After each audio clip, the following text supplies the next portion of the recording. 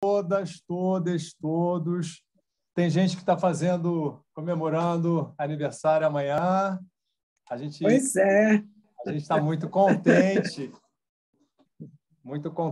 aí de participar desse momento, né? Então, vamos fazer um brinde aqui. Ih, eu vou tomar água. Mas está brindado. Tá. O Márcio já retirou o teclado daqui. Salve, salve, Maria, Ana Cecília, Paulette, Gláucia de novo, Isa Maria, Marcinho, Lulinha. Então, vamos lá. Opa! Aí, ó, a nossa companheira Vitral, companheira de vida. Dizem que... Olha lá, a Cecília apareceu com a cervejinha. Uhul. Mas é só a embalagem, porque eu estou doente tomando corticoide. Aí eu não mas bora. Um brinde, querida. Um brinde, gente. Obrigada. Em uma frase, é um privilégio poder contar com a sua amizade, com a sua inteligência, com o seu compromisso com a alteridade, com a política, com o mundo, e também num esforço muito autêntico e muito manifesto, assim, de se aperfeiçoar, de sempre se questionando a respeito do mundo e a respeito de você própria, né? A gente percebe esse seu processo. A gente se enriquece muito com isso também, porque a gente se espelha nele e é uma troca muito bacana. Muito obrigado por isso. Obrigada a vocês. Viva! Viva! Amanhã nós vamos dar um beijo em você. Oba, né, gente? Depois de 2 anos, nem acredito que é uma festa. Então, vamos lá, gente, recapitulando. Boa noite a todas e todos, mais uma vez. Começando agora, como eu costumo fazer, eu vou recapitular assim, os principais eixos do que a gente viu no encontro passado, tá? Sempre no capítulo Despertar dos Monstros, né? do Guilherme Boulos, do Sem Medo do Futuro, né? Então, no encontro passado, nós trabalhamos o conceito de aporofobia, né? A aporofobia é um neologismo, né, criado pela filósofa espanhola Adela Cortina.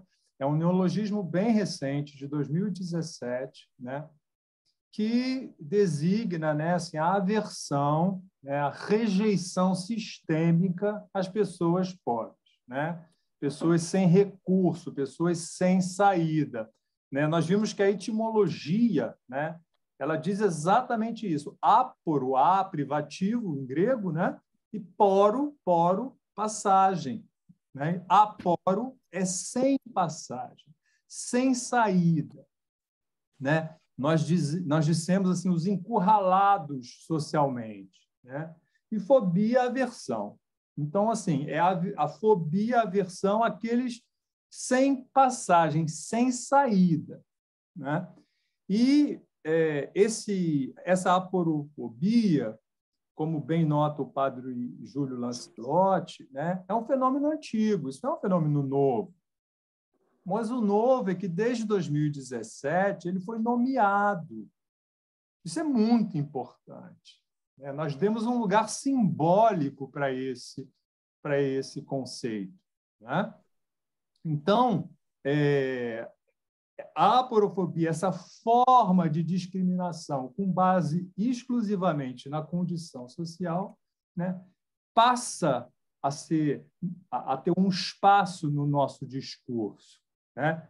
E a Adela Cortina, ao criar esse neologismo, ela chama atenção para o caráter sistêmico. A aporofobia é sistêmica. Né? Nós notamos que sistema, em grego, significa conjunto, né, Maria? Conjunto. Né? Então, assim, a sociedade como um todo, no seu conjunto, ela é aporofóbica.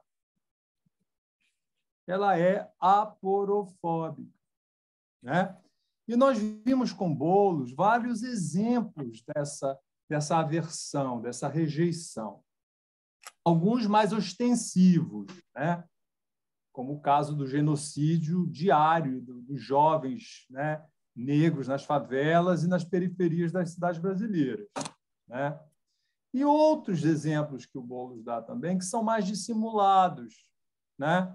Como a comida do astronauta, né? Do Dória, né? Que é um eufemismo para a ração humana, né? A gente dá ração para os animais, né? Ou então os conselhos, né? Da Bia Dória, né? Outros ainda, né? Que são expressos na fala raivosa, né?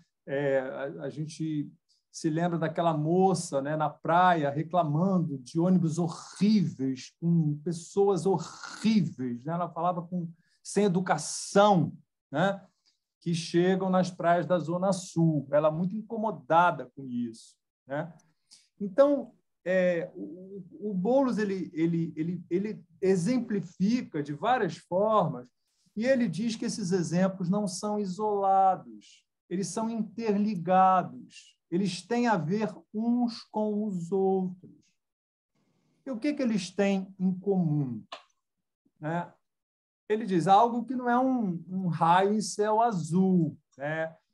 Já está aí há muito tempo, como o código moral da nossa sociedade. Uma sociedade mórbida, uma sociedade adoentada, né? E o que é isso? O que é isso que interliga todos esses exemplos?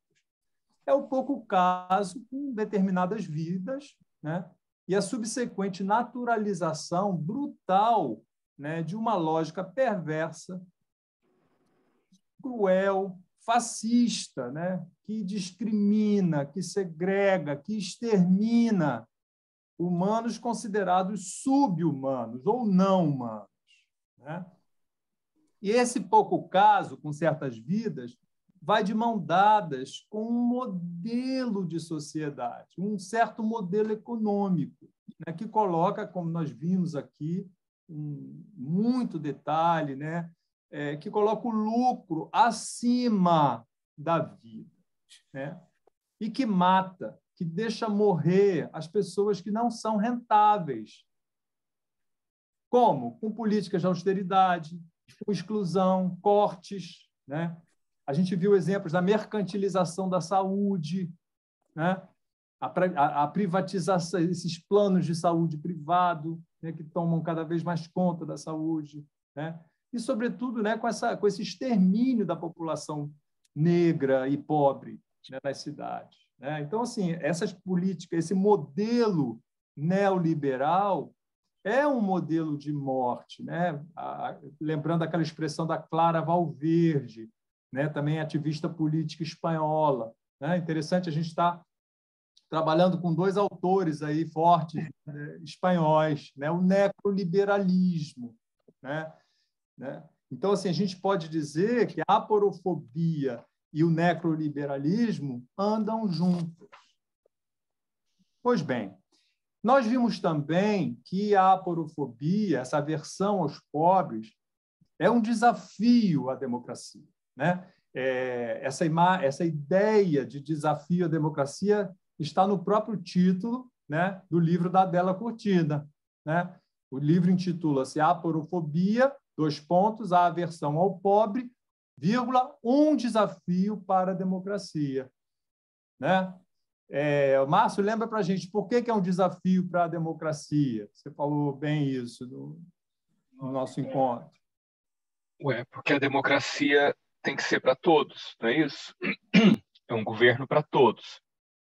Se você está excluindo os pobres, não é para todos. Acho que é isso.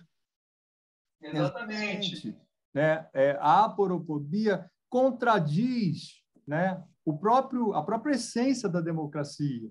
Qual é a essência da democracia? É o poder emanando do povo, né, para o povo, né?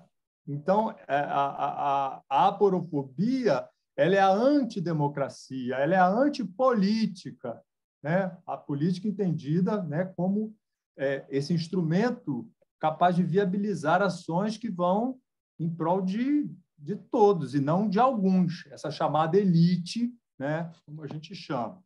E nós finalizamos nosso encontro passado com a necessidade de se fazer uma elaboração simbólica dessa patologia social, né? Isso é fundamental. Por quê? Porque, diferentemente dos nossos irmãos argentinos, né, que construíram um memorial dos crimes de Estado, do terrorismo de Estado, está escrito bem grande na entrada, com letras garrafais, eu mostrei para vocês aqui, né? Nós, aqui no Brasil, né, nós somos o país do recalque histórico, né? O Boulos ele toma emprestado um termo do Freud. Esse termo recalque histórico é um termo do Freud, né? Um termo que o Freud pega da psicanálise, né? Assim, não, o Boulos pega emprestado esse termo, né? Recalque da psicanálise, né? E aplica para a história, né?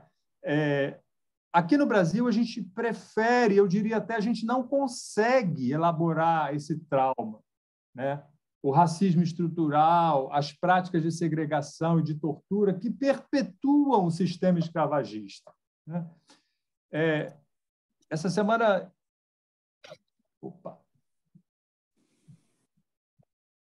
eu me deparei com uma frase do... Aí? Um instantinho. Do nosso querido, né, Abdias Nascimento, que ele diz o seguinte: o racismo no Brasil se caracteriza pela covardia. Ele não se assume e, por isso, não tem culpa nem autocrítica. Claro, se você não assume, você não tem por que se responsabilizar, nem por se fazer crítica disso, né? Costumam descrevê-lo como sutil, a tal democracia racial, né? Mas isso é um equívoco. Ele não é nada sutil. Ele fica escancarado ao olhar mais superficial, né? Então, essa frase vai bem, ela rebate bem o que o Boulos está falando. Enquanto essa assunção, né, o fato de assumir, enquanto essa elaboração, essa autocrítica não forem feitas, enquanto a gente naturalizar a barbárie, que é o que está acontecendo, né, no Brasil de hoje, né, enquanto a gente achar que não, isso é só da boca para fora, a gente vai continuar sendo desgovernado, né, por quem diz, por exemplo, que imigrantes, se referindo aos mexicanos, aos imigrantes mexicanos, né, não são pessoas, né, são animais, né, como aquela fala do Trump, ou então por quem adora torturador e debocha, né, imitando gente morrendo por falta de ar na pandemia. Além de tudo, é covarde porque não assumiu que disse isso, que fez isso, né? Então, essa perversidade do sistema, ela se desdobra enquanto a gente não fizer esse trabalho, essa elaboração do trauma, né? Essa elaboração simbólica, esse acerto de contas simbólico, né? Esse sistema perverso vai continuar se desdobrando e redobrando, né, em perversidade, né, no caso da extrema-direita. E o Boulos finaliza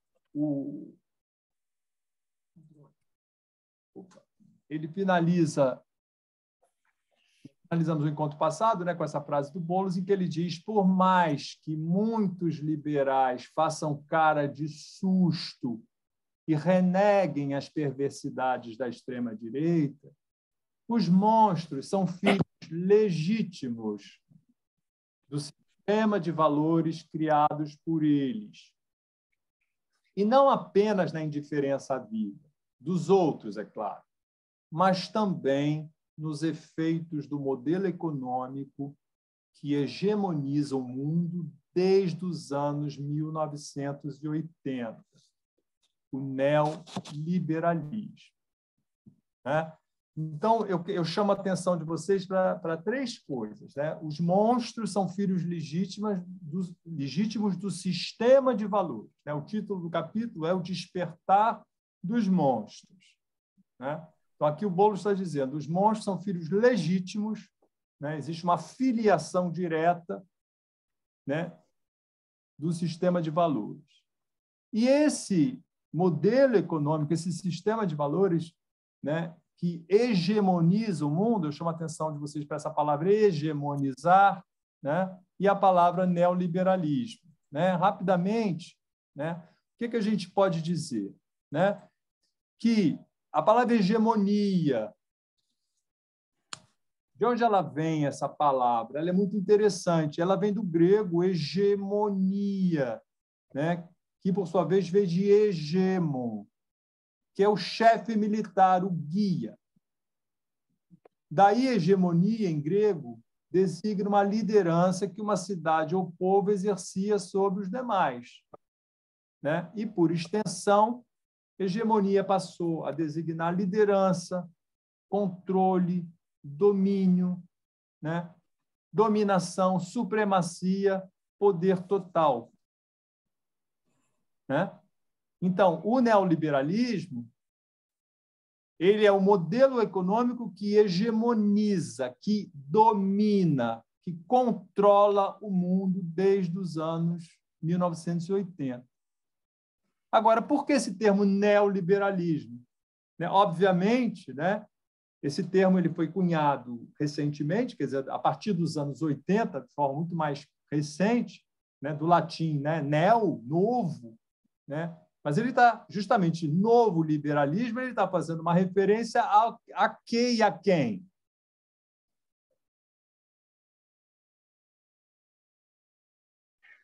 Ao liberalismo tradicional do Adam Smith? Exatamente. Né? Liberalismo do Adam Smith. Né? O filósofo do século XVIII, né? Nós falamos dele aqui, né? Publicou o livro Riqueza das Nações, no qual ele apresenta o conceito fundamental. Qual é o conceito chave do Adam Smith? A mão invisível, né? A mão invisível. A mão invisível. Né? A mão invisível é essa tese de que o mercado livre ele vai se autorregular sem a necessidade da intervenção do Estado. É o laissez-faire, né? A expressão francesa é laissez-faire. Deixa rolar, deixa fazer.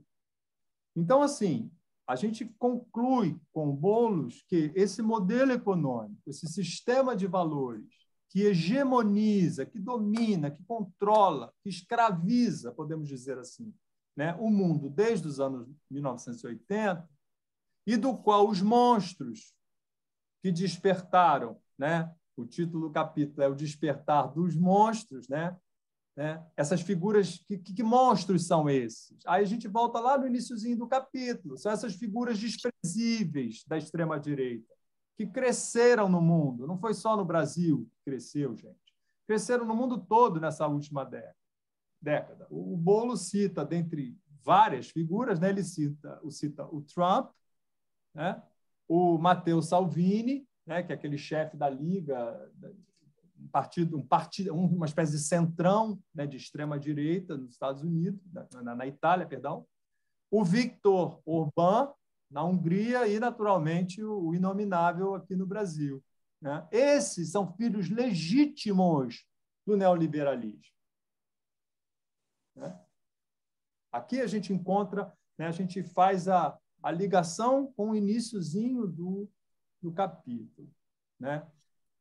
E a gente adentra uma nova ideia, um novo tópico agora, que o Boulos vai tratar, que consiste no seguinte: essa hegemonia desse sistema de valores, do neoliberalismo, ela é sustentada por uma grande mentira. Né? Então, a Glenda vai apresentar para a gente a grande mentira neoliberal. Com a palavra, Glenda. Então, muito desafiador. Mas eu fiz uns slides para ajudar aqui, que é muita informação, achei legal botar umas fotos também. Eu boto ou vocês botam? Porque eu acho que para eu botar, vocês têm que liberar para mim. Tá, eu vou fazer isso agora, Glenda. Tá.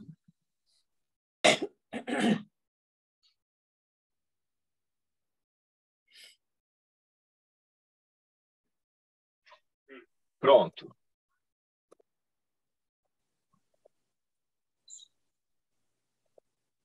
Estão aí, né? Agora eu vou botar no... Já estão vendo a minha tela? Sim. Ainda está entrando. Você iniciou o compartilhamento, mas ainda não apareceu. Começou. Ah, sim. Agora sim. Tá. Então, o nome do capítulo é muito inspirador, né? Que é a grande mentira neoliberal.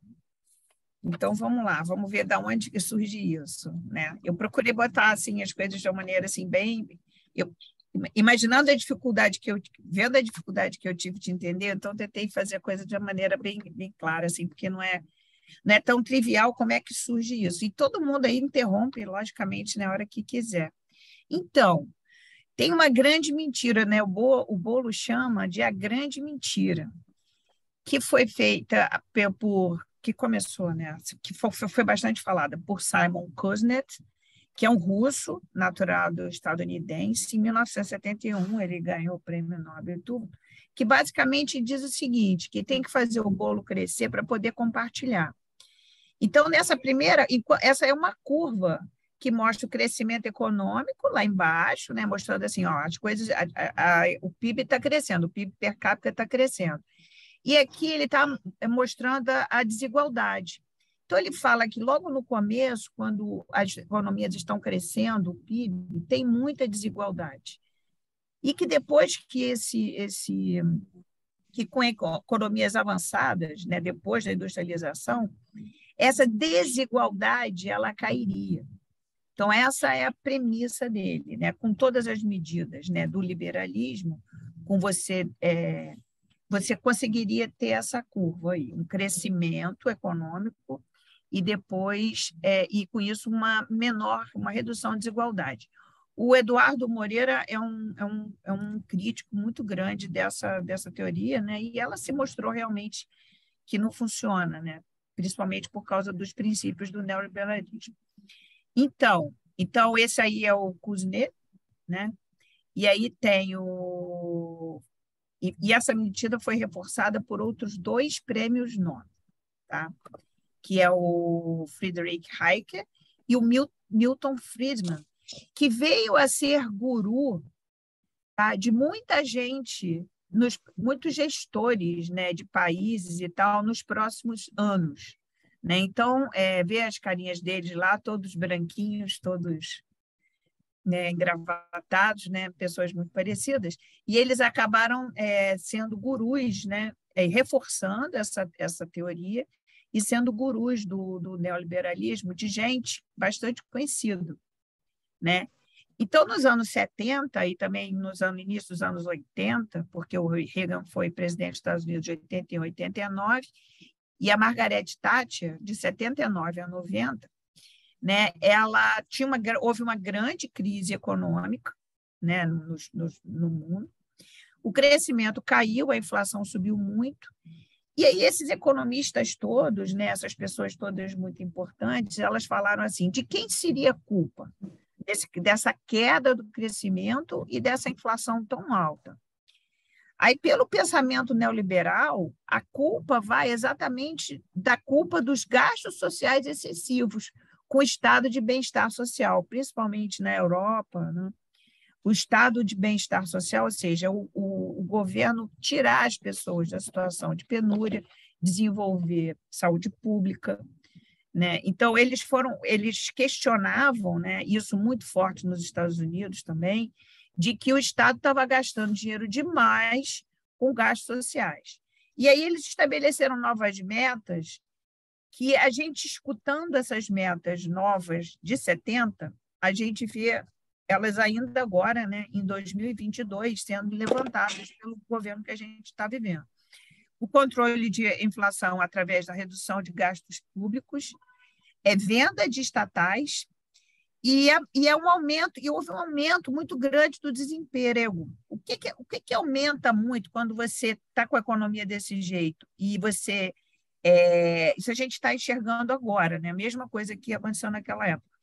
Que você tem tanta precarização do emprego que as pessoas já não brigam mais por direitos dentro do trabalho, né? Então, a gente vê um enfraquecimento dos sindicatos nessa época, coisa que estamos passando por isso agora. Tanto que houve mudanças nas contribuições sindicais desde o governo Temer, né? E, com isso, havia uma contribuição sindical obrigatória que já não existe mais, então os sindicatos estão perdendo força. Fora que, algumas categorias, as categorias mais simples, ou seja, pessoas cujas atividades são mais facilmente substituídas, elas perdem completamente a capacidade de brigar por mais direitos. Então, foi ficando essa terra arrasada aí. E gente importante, como Margaret Thatcher, né, ouvia direto o Milton Friedman. E também o Boulos tornou como referência o Ronald Reagan, que foi presidente dos Estados Unidos nessa época. Então, o neoliberalismo significava simplesmente muito isso, né? O Estado sai desse lugar de proteção. E como a igualdade, né, não é plena, já não era naquela época, ficou mais desigual ainda, né? E alguma coisa que a gente está vendo hoje. Outros atores importantes foram, por exemplo, esse alemão, esse Helmut Kohl, que também foi chanceler da Alemanha há muito tempo. E o que era esse mercado, né? Os anos 80, eles marcaram o início da ditadura implacável do mercado. E a política, ou seja, os gestores, né, eles ficavam subservientes do mercado. Então, assim, a política, o gestor, né, eles começaram a ficar dependendo do mercado. Então, o mercado acabou ficando o verdadeiro gestor por trás, né? Esse ente mercado acabava ditando muitas regras. Isso já estava... Pode falar. E isso vem também sempre acompanhado de uma retórica, né? Eu me lembro que nas últimas eleições sempre a direita sempre arroga para si essa narrativa. Não, nós queremos pessoas técnicas, nós queremos gestores, nós não queremos políticos, né? Nós não vamos. Isso soa muito bem, né? Isso soa tem um som de competência, né? Nós vamos ter um Estado que vai ser gerido como uma empresa, né? Então, como se o Estado, o público, o político fosse ineficiente, fosse oneroso, fosse preguiçoso, né? Eu fico impressionada, isso que você falou, né? Me lembra uma coisa que eu fico impressionada, porque, por exemplo, o economista, ele é aquele que cuida da casa, né? Então, ele é uma pessoa que ele é para cuidar. E o que é mais valorizado hoje é o economista do mercado financeiro, né? É aquele que faz o dinheiro render mais. Mas, na verdade, a rigor, são as pessoas que têm essa visão socioeconômica, né? E essa visão política. Essa criminalização da política, na verdade, né? Ela está querendo tirar do circuito a formação do gestor público, que é uma formação muito importante. Não é um administrador puro e simples, ele não é o gestor, obrigatoriamente, de um país, né? Ele pode ser de uma empresa, né? Uma economista. A gente está vendo isso hoje, né? A gente tem gestor de mercado financeiro lá acompanhando, não é o ministro da Economia. Ele desconhece os problemas brasileiros de verdade, né? Ele não sabe agir, ele não tem essa preocupação. Eu acho que ele nem olha esses números, né? Então, a gente tem... Agora, ele está preocupado com as contas, né? As contas, quando a gente vê as pessoas que são verdadeiros gestores, as contas do Estado, elas são diferentes das contas da casa da gente. O Estado ele tem que investir. Ele faz dívida para investir, é assim mesmo, diferente da gente no nosso micromundo aqui, né, doméstico. E o que chamou a atenção quando eu estava lendo é que essa coisa foi aumentando a fronteira. Começou, o Chile, ele estava impregnado, né, disso, porque foi esse, né, toda a geração, né, da época, desde a ditadura do Chile, foi neoliberal já, e a gente viu o que aconteceu no empobrecimento e desigualdade do Chile chegarem a níveis enormes. Então, essa política avançou na América Latina, a Colômbia, por exemplo, é bastante vítima disso, e com o final da União Soviética, chegou ao leste europeu, né? Então, aqueles países que formavam a União Soviética, eles também sofreram muito com o neoliberalismo. E o procedimento, e a promessa que ele dá é o seguinte: olha, a gente vai crescer a economia e vai ter prosperidade, mais empregos e menos direitos. E a gente observa o modelo americano, né, com essa liberdade que o pessoal fala, arranja emprego fácil.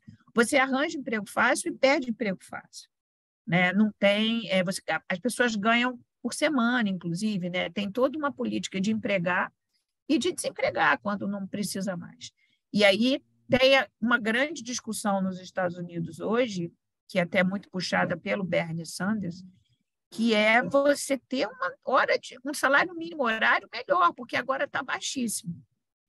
E até gente que briga para manter o capitalismo, tem um documentário muito interessante que é Como Sobreviver, vamos fazer sobreviver o capitalismo, que é justamente isso, que é você não deixar ser tão liberal assim, ter a liberdade de mercado, mas ter uma gestão de Estado forte, né?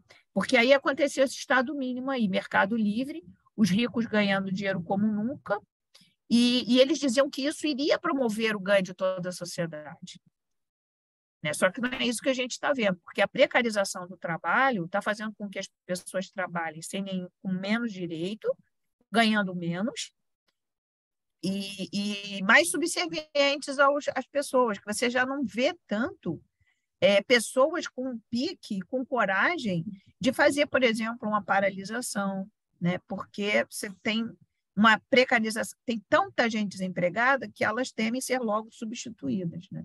Então, tem um medo... Eu estou tentando levantar a mãozinha aqui, eu vou levantar... Fala, porque eu não consigo ver. É aquela velha história, né? Se você não quiser, é o que eu posso pagar. Se você não quiser, eu chamo outra pessoa para fazer, né? Esse argumento, né, reatualiza hoje, em 2022, né, com toda a força, a ideia de Marx, né, do exército industrial de reserva, né? Você precisa ter um exército enorme, né, no neoliberalismo, para manter essa precarização aí, né? Manter e forçar essa precarização. Quem tá com fome, né? A gente está vendo hoje. Exatamente. Quem está com fome, quem está sem nada, vai fazer qualquer coisa, vai trabalhar o dia inteiro por um prato de comida, entendeu? E a pessoa precisa. Né? Aí o Boulos chama a atenção, né, que 40 anos depois, a promessa de um novo mundo, né, foi o seguinte, né, o neoliberalismo não deu empregos, reduziu benefícios e aumentou a desigualdade. Então, a taxa média de empregos no país da OCDE, ou seja, países desenvolvidos, era 4% em 70 e já 8% em 80. A desigualdade social também cresceu. E aí ele chama a atenção, né, que a tributação das rendas mais elevadas caiu, que é o que a gente vê hoje, né? O Brasil, desde a época, por exemplo, foi na época do Fernando Henrique, as pessoas desonerou muito, né? Você não paga mais imposto sobre dividendos. Então, tem até uma batalha do Ciro direto, né? Eu vi falando isso. Então, assim, você realmente valoriza o ganho do mercado financeiro, mais do que de quem está realmente produzindo, né? Então, aqui nessas figuras, a gente vê a fome aumentando, a gente vê a desigualdade aumentando, tem 2 fotos de desigualdade, né? Uma das meninas todas arrumadas, posando e tem uma pessoa em situação de rua do lado, numa situação depauperada, e aqui as favelas, as comunidades, né, ao lado das grandes cidades, uma realidade que a gente conhece, todas essas realidades a gente conhece super bem, e as pessoas sem trabalho, né? Está sendo muito comum aqui no Rio, a gente vê pessoas parando no sinal com bilhetes como esse, botando o celular e dizendo que quer trabalhar. Então, assim, não é trivial. Então, foi isso, né? O crescimento econômico não aconteceu.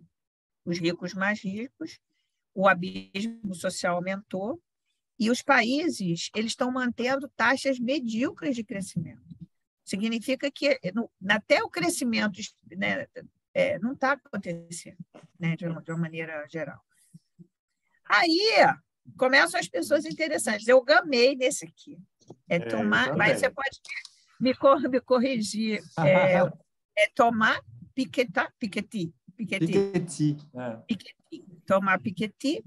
Ele escreveu esse livro, O Capital no Século XXI. É um cara que hoje tem 51 anos, né? Então é uma pessoa jovem, né? E ele fez esse livro, e nesse livro ele tem vários números que são interessantes, né? E nesse gráficozinho aí eu coloquei os dados do Brasil também, que não tinham no livro do Piketty. Ele falou numa entrevista que os dados do Brasil são difíceis eram difíceis para ele na ocasião consolidar os dados das informações de renda, que era o que ele queria saber, né? Os dados de imposto de renda, os dados consolidados de imposto de renda. Então, mostrou aqui, em 80, né, o 1% mais rico ficava com 8% do dinheiro, da renda, da distribuição de renda. 1% mais rico dos Estados Unidos. E em 2007, 18,34%. Então, assim, 1% das pessoas todas, né, tinham 8% de toda a riqueza gerada, de toda a renda, nos Estados Unidos de 80. Em 2007, isso aumentou, né, mais que dobrou para 18%. No Brasil de hoje, esse número é horroroso. 28% das pessoas, 28% fica com 1% mais rico. Aí, o 10% mais rico, 34, 49 e 41, quer dizer, também você vê que a fatia mais rica, mas já mais abrangente, né, de 10% das pessoas, fica com uma quantidade enorme da riqueza, e o restante... Quase a metade. Quase a metade. Que é isso, né? Então, 10%, esse valor inclui o de 1%. Então, você vê que é bastante gente, né? E aí, 50%, nos Estados Unidos, em 2007, né? Metade ficava com o resto, com 90%, metade fica com 10% das pessoas com metade. É uma distribuição muito ruim. E no Brasil, a distribuição é horrorosa, né? Porque a gente vê também 42%, isso em 2019. Deve ter piorado, porque o Brasil piorou de 2019 para cá a desigualdade, né? Os dados do Brasil não são do Piketty, são do PNUD, mas também estavam no livro do Boulos. E o número de bilionários do mundo aumentou muito. Tá? Em 1990, 265 pessoas tinham 570 bilhões, e agora 1.426 pessoas têm 5 trilhões e 400 bilhões. É dinheiro à beça, né, distribuído em pouca gente, mas o número de pessoas tem mais bilionários. Né? A obra do Piketty diz que nos países desenvolvidos, a taxa de acumulação de renda é maior que as taxas de crescimento econômico, porque está valendo a pena ganhar dinheiro sem produzir. E a tendência é uma ameaça à democracia. E ele prega através da taxação das fortunas. Né? As fortunas elas precisam ser taxadas, a gente precisa ter imposto disso daí. E aqui é o nosso ladismo, tá? Que ele chama atenção para o seguinte, né?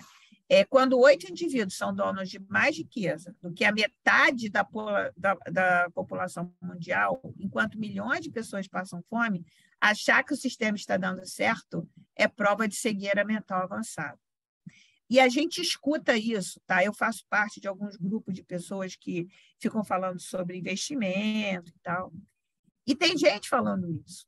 pô, mas o Brasil está bem, o Brasil está bem, você vê e tal, porque, na verdade, tem alguns números macro, né, exportando bastante e tal, mas estão esquecendo de olhar a real situação de desigualdade e a pobreza, né, e as pessoas passando fome, como já não passavam há muito tempo, né, então está muito ruim. O Ladislau é uma fera, né, e ele fala isso de uma maneira assim, com muita propriedade, com muito dado, né. E uma coisa que o Boulos chamou atenção, né, e que eu coloquei até a foto aí de dois asquerosos aí, né? Foi difícil, mas eu coloquei. Ele falou o seguinte: o meio ambiente. Adicionalmente, a desigualdade provocada pelo neoliberalismo, as corporações, né, elas não se contentaram só na apropriação dos recursos públicos. Elas também pressionam para afrouxamento das regulações sobre os recursos naturais, porque assim elas podem explorar mais, né? Então, mesmo a nossa situação no Brasil, a gente tem, né, uma emissão muito grande, né, a gente já falou sobre isso, de desmatamento, metade é desmatamento, né, e 20 e tantos % é agrícola, nossa emissão é agrícola, não é uma emissão industrial. A emissão industrial do Brasil ela é muito pequena, corroborando, né, o que a gente sabe do que vem em seguida, que não houve a industrialização não está acontecendo. E a industrialização é o contrário. Ao contrário, o Brasil está no processo de desindustrialização fortíssimo. Exatamente. Uhum. Ô, Glenda, desculpe te interromper, você poderia voltar na página do Ladislau? Eu quero chamar, tá pouco nítido aí a capa. A foto ficou um pouco Tem como nítida. eu colocar aqui? Eu tenho que colocar a Glenda, tem que sair. Só se a Glenda... Eu posso, Glenda, deixa eu só... Claro que Ô, pode. Glenda, você tem que ir onde está a foto do Cláudio. Você consegue ver ou não? Eu vou te parar o coisa. Isso. Aí vai na imagem dele, aí no cantinho, e você tem que tornar ele anfitrião. Eu queria... Foi? Isso. Aí você consegue agora. Tá. Eu queria só chamar a atenção de vocês para duas...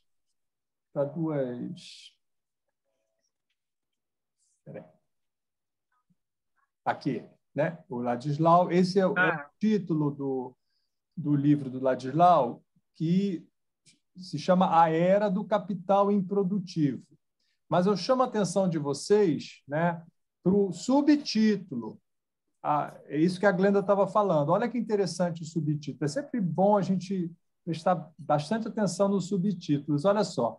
A nova arquitetura do poder. Sob dominação financeira, né? Sequestro da democracia e destruição do planeta. Né? Coroa com isso tudo que a Glenda está falando. Né? O neoliberalismo faz isso. Né? É todo foco para o mercado financeiro, né? Sequestra a democracia, isso quem fala maravilhosamente bem é a Marilena Chaui, né? Naquela ideologia da competência, ela diz isso, que quando você transforma um direito em serviço, você está sequestrando a democracia. Você vai privatizando tudo, e aí você vai aumentando o fosso social, cavando cada vez mais, e acaba sendo... Na verdade, a democracia não existe, porque as pessoas não têm acesso à educação, não têm acesso, a maioria da população, evidentemente, não tem acesso à saúde, aos serviços que são constitucionais, está escrito na Constituição. Né? E essa é a primeira coisa. E já que eu estou aqui, aproveitando, eu queria trazer para vocês uma frase que eu pesquei numa entrevista de um economista que eu também não conhecia. Tem várias pessoas que a gente está conhecendo agora, isso é muito bom, né? A gente ter o nome dele é Wolfgang Strick, é um alemão. Vejam só o que ele diz e que também resume bastante o que a Glenda está falando aí. Isa, você gostaria de ler? O meu inglês é terrível, né? Não tem problema, fala em português mesmo. Vamos lá. A guinada neoliberal ocorreu, então, sob o signo de uma deusa chamada Tina.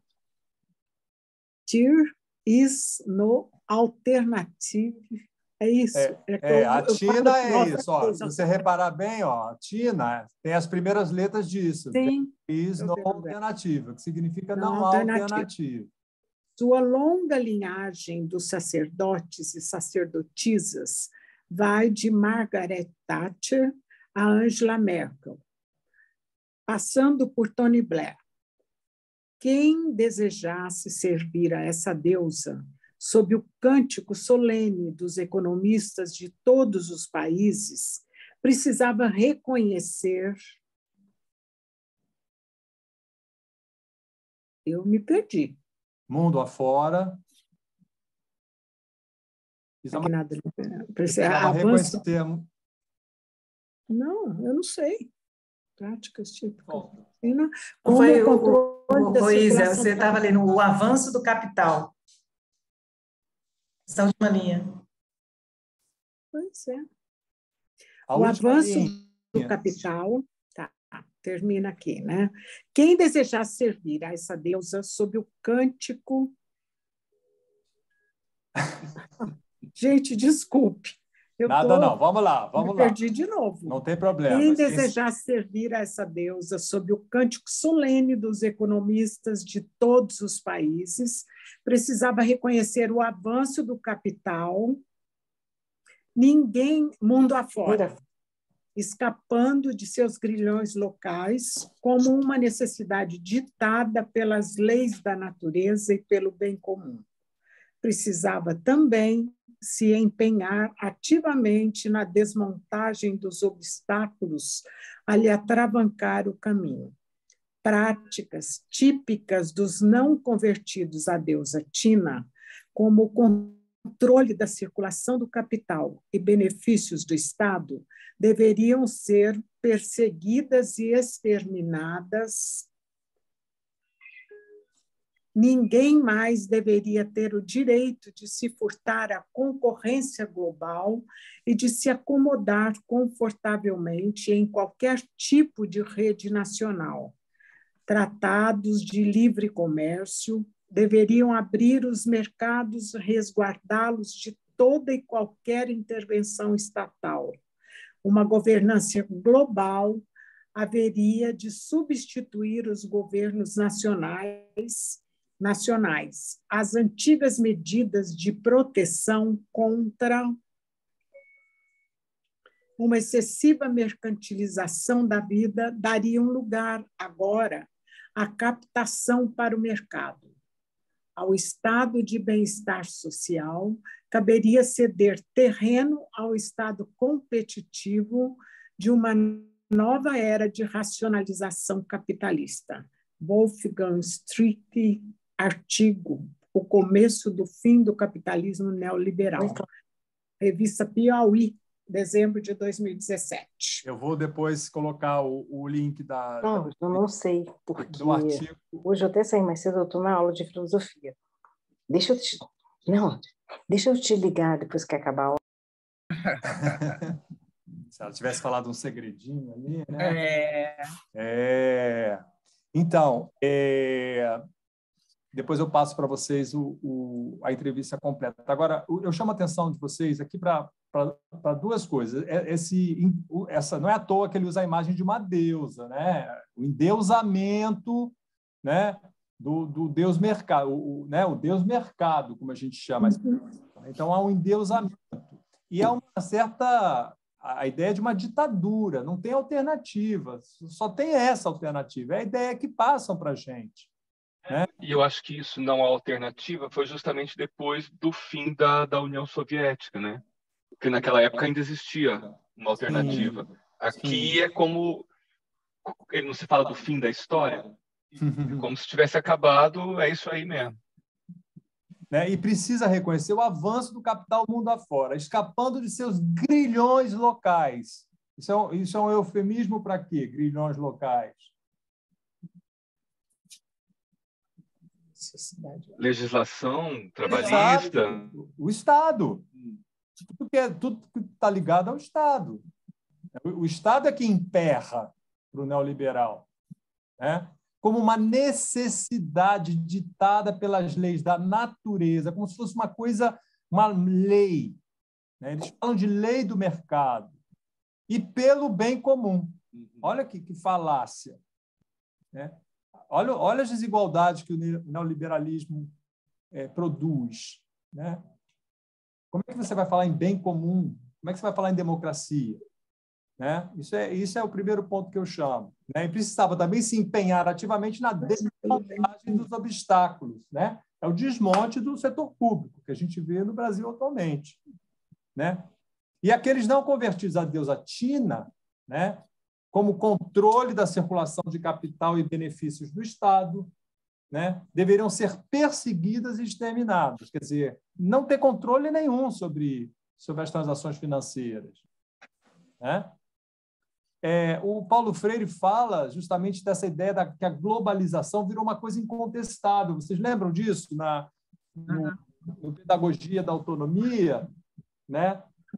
Ele fala exatamente isso, que parece uma coisa incontestável. Contestar a globalização parece uma coisa assim que não vai totalmente contra, né, a ideologia hegemônica, né, que domina o nosso tempo. Né? E aí fala, tratados de livre comércio deveriam abrir os mercados, né, e resguardá-los, né, de toda e qualquer intervenção estatal.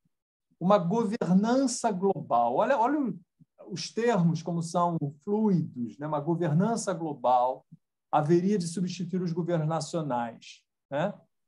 E o mais importante, né, a cereja do bolo neoliberal é essa, né? O estado de bem-estar social tem que ceder terreno, né, ao estado competitivo, né, de uma nova racionalização capitalista. Né? E a gente vê, né, o que isso produz. Né? Eu tive uma imagem também que eu trouxe aqui. Em breve, na sua tela, o mundo. Querem entrar? Olha só a imagem, né? Você tem o que a gente está bem vivendo. Querem entrar? Lamentamos, mas não dá. Aqui não cabe mais ninguém. Olha os supérfluos, né? Os que não têm lugar, os que não têm lugar no mundo. Né? Mas não se preocupem, segundo os nossos teóricos neoliberais, daqui a uns 2 ou 3 séculos, o Telepizza vai chegar ao seu país para vocês finalmente terem um ganha-pão decente. Portanto, tenham um pouquinho de paciência. Em todo caso, estão avisados. Passar bem. E, enquanto esperam, que tal um pouquinho de música? We are the world. We are the children. Né? Tem toda essa falácia aí de que é um mundo global, de que está todo mundo junto. De vez em quando as empresas fazem campanhas muito generosas, né? Muito bonitas, né? etc. E essa imagem, que é de um documentário baseado na obra do Piketty, né? O Capital do Século XXI. Eu vou propor até um cine vitral para a gente discutir esse filme. Né? Então, é isso. Era isso que eu queria trazer de novo com você, Glenda. Você vai ter que passar para mim de novo. Tá, estou fazendo isso agora.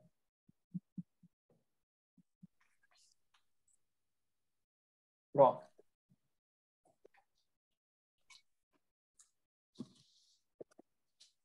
Então, aí a imagem a primeira imagem que vai aparecer vai ser do desastre ambiental, né? Porque, inclusive, essa figura que a gente teve, que é quase uma caricatura, né?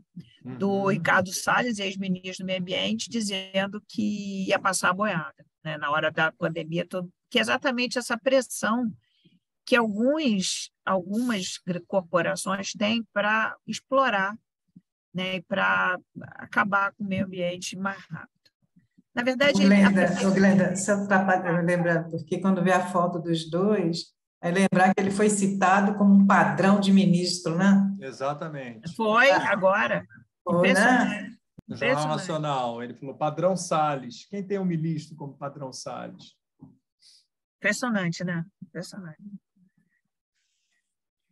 Então, a decadência da indústria, né, aconteceu devido à economia financista, na verdade, porque o mercado financeiro ele passou a ser um fim em si mesmo. O Ciro também usa essa expressão, que é o rentismo, né? Que é um empresário, algumas pessoas que têm dinheiro preferem botar o dinheiro no mercado financeiro do que empreender. Agora, isso é um rabo correndo atrás, né? Um bicho correndo atrás do próprio rabo, porque o mercado financeiro não é nada mais, nada menos do que emprestar dinheiro para indústrias e corporações, né? Ou comprar um pedacinho do dinheiro, ou comprar um pedacinho da indústria. Então, assim, ou de um empreendimento. Então, essas coisas vão ter uma hora que isso vai, né? Como se você não tivesse produzindo em cima de nada. E eu acho que essas moedas financeiras, elas são mais isso ainda. Quando você olha... Glenda, ou emprestar para o governo, né? Hã? Ou emprestar para o governo. Ou emprestar para o governo em cima do tesouro também, né? Do tesouro direto. Então, isso acaba ficando, no caso do Brasil, né? O tesouro, empresta para o tesouro. Isso está ficando uma coisa emblemática, e aí mostra Detroit, né? Extremamente próspera e, hoje em dia, com muito arraso, porque foi 2005 e 2015, porque teve toda uma crise lá na fabricação de carros, né? E com isso, umas cidades prósperas, muito industrializadas, elas se perderam. Detroit é o exemplo mais emblemático. E como esse desmonte ele é suportado, ele é acompanhado pelo não controle do fluxo de capital no mundo, né? Você pode transferir tranquilamente o seu capital para qualquer área do mundo onde você vai produzir muito mais barato, né? Então, Detroit agora virou uma cidade fantasma, né? Assim, o polo de produção de automóveis, que era o que representava Detroit, né? Era um polo de produção de automóveis no mundo, nos Estados Unidos. Chamava Motor City. Motor City, né? Motor City. Ele se desfez e agora se pulverizou no mundo, né? O Boulos usa a expressão o rabo abanando o cachorro. Abanando o cachorro. É a inversão total quando o capital passa a render mais do que a produção, do que a renda obtida pela produção, né? Você fica só ganhando com capital sem produzir nada. E olha, nesse sentido, tem uma coisa que eu fico mais impressionada ainda, que são essas criptomoedas, né? Porque quando você está investindo, por exemplo, está investindo numa ação, ou está emprestando dinheiro, por exemplo, para uma empresa ou para um banco através do CDB, para uma empresa através de um título de dívida daquela empresa, né? Ou você está emprestando dinheiro para o Estado, você está vendo alguma coisa concreta ali. Uma empresa existe, né? Você compra uma ação de uma fabricante de detergente, você tem lá um pedacinho daquela fábrica. E quando chega na criptomoeda, é isso mesmo, é o mercado financeiro sendo fim em si mesmo, porque aquilo não existe de verdade, né? Aquilo ali é só dinheiro indo para um lado e indo para o outro. Isso me deixa eu tenho muita dificuldade de compreensão, muita mesmo, né? E assim, porque é uma coisa assim, é o próprio, é o mercado, é o dinheiro gerando um dinheiro, mas não tem produto. Então, é muito difícil para entender. Não tem produto.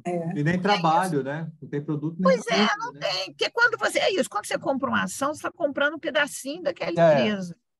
Quando você empresta dinheiro, por exemplo, você empresta dinheiro para um banco, no CDB, ou você empresta dinheiro para uma LCA, uma letra de câmbio de agronegócio, você está ajudando, está emprestando dinheiro para aquele agricultor, nunca é um agricultor, é uma galera, é uma corporação agrícola. Ela está pegando dinheiro, está dizendo que vai te pagar com determinado valor, né? Mas você entende para onde está o seu dinheiro. Essas coisas eu acho muito difíceis de entender, eu acho incríveis. E rendem fortunas, né? Eu acho que isso vai tornar a economia cada vez com mais crises frequentes e mais rápidas, né? Porque isso vai gerando uma bolha que vai estourar em algum momento. Também Como é acho. que vai Mas hoje, render sem conexão com o mundo real? Como é que isso pode ficar rendendo indefinidamente? Não pode. hoje eu ouvi uma coisa também que eu fiquei bem sentida, assim, fiquei triste, porque começou, alguns amigos lá na Petrobras, né, eles continuam trabalhando e tal, e estão treinando agora os novos engenheiros de processamento que chegaram lá, mesmo curso que eu fiz há 35 anos atrás. Então, muito legal, ele mandou as fotos, né? Aí tinham poucas meninas, mais homens que mulheres, como normalmente tem, mas tinham bem poucas. E aí teve o comentário de as meninas estão muito inteligentes, estão indo todas para o mercado financeiro. O que pode estar acontecendo mesmo, porque tem o mercado financeiro paga bem e tal.